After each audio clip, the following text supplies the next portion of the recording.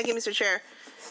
First, like so many of my colleagues, thanking you and our pro tem. I know they fought like heck to get us to this point, to pull us really far away from one of the most draconian cuts. So I recognize that and I see that. I mean, we removed trigger language from so many of the human service projects that we promised people was going to start at a certain time.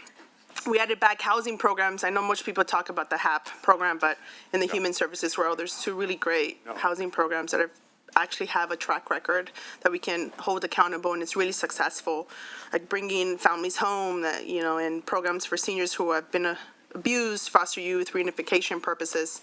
And for the past 2 years, you've seen me in sub 3 really get into the weeds and be upset of certain things, but I voted for the budgets for the past 2 years, even with items that I wasn't fully happy about.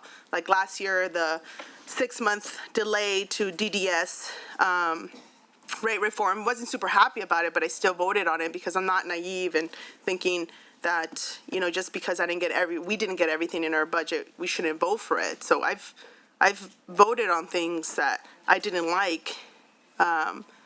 But there's also certain things that morally I just feel are detrimental, especially as an LA member representing areas that are under attack right now. During a time that I know the federal government's going to come down and push us to do more cuts, it just for me felt, why would we do this to ourselves if the federal government's going to do it to us? I thought it was a bit prematurely. I do recognize that we have a problem with our structural deficit, but we always seem to not struggle with cuts, but struggle with taxing our large corporations. And that dilemma confuses me as to why it's harder for us to tax large corporations and easier for us to accept cuts to people. Our revenue streams have not changed, but as a great state, we've invested in so many services. Services that are so beneficial to a lot of people. And I commend the administration, the body before me and the body before that is invested in our IDD population, our foster youth, or so many master plans that have happened, but our revenue streams have not changed even though we're investing so much. So I do believe that structural deficit can only be addressed if we change what revenues we get. Stores are closing, so our sales tax is reducing. We've had hearings on the gas tax revenue reducing. But at the same time, large corporations continue to take advantage of our tax system through things like the Water's Edge loophole, where corporations get to send their profits, some of their profits, overseas so that they only get taxed in a certain bracket, and we're not taxing them at the full capacity that we're able to tax them. We taxpayers are subsidizing large corporations who refuse to provide employer-driven health insurance to their employees, whether be it by putting them on part-time, because they know if they put them on full-time, they have to provide them health insurance, or refusing to increase their wages, and if you increase your wages, you're no longer eligible for Medi-Cal, so you keep them at a low wage, they have to be on Medi-Cal.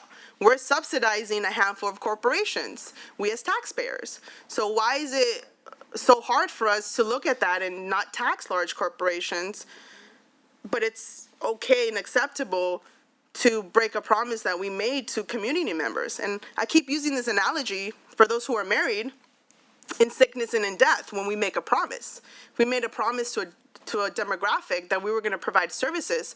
We did not say, footnote, only when we have a healthy budget. Footnote, only when it's easy for us. We said we were going to provide this service in a sick budget and in a healthy budget. And we've been providing some of these services to expansion since 2016. And we want to freeze for 19 and over when that's been in play since 2018 or 2019, if I'm not mistaken. So for 2019. So for 6 years now, we've had this system, and now it's a problem. I think the principle for me is like, why are we making promises that we can't keep? People have already a decreased amount of trust in government, and when we continue to go back on our word, it makes it even harder. And it's not just this program. Sub 3 for the past 3 years has had to defend programs that have been on the cutting board for the past 3 years. And these are programs that we made promises, and then 2 years later, we say, oh, maybe not. We want to put a trigger when it's convenient for us. And if I get some people at their core don't have a problem with freezing for individuals who don't have certain documentations. At their core, they believe we should not provide health insurance to undocumented individuals. At that core, I can never change that individual's opinion of this. Morally, I'm not okay with that. But this is also cutting people with legal permanent residence. So I don't understand the justification. If you don't want to provide for those who are undocumented, this also freezes for people with proper documentations. The UIS population is not just undocumented people. It's legal permanent residents. That also baffles me. If we keep saying you have to do this the legal way, they legally have legal permanent residents. Why are we freezing Medi-Cal for them? It's been difficult to manage or go through this budget and then also see people that look like me get arrested while working, or who are pregnant and have guns pointed at them with their kids in their backyard, in their back seat. It's difficult for me to go back to my community and say, like, I stand with you in a rally, but I also am going to vote for something that takes away some of the things that we promised you.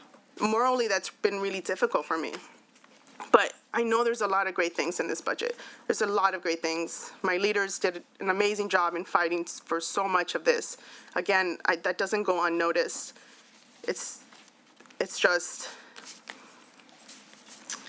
difficult vote to make. It's a very difficult vote to make, but I just wanted to make sure I shared some of the concerns I have. I think we need to change our revenues. I think we need to really tax the top 1% and not look to attack our most vulnerable. But I do think the things that we were able to claw back, it's just those remaining things that really weigh heavy on my heart.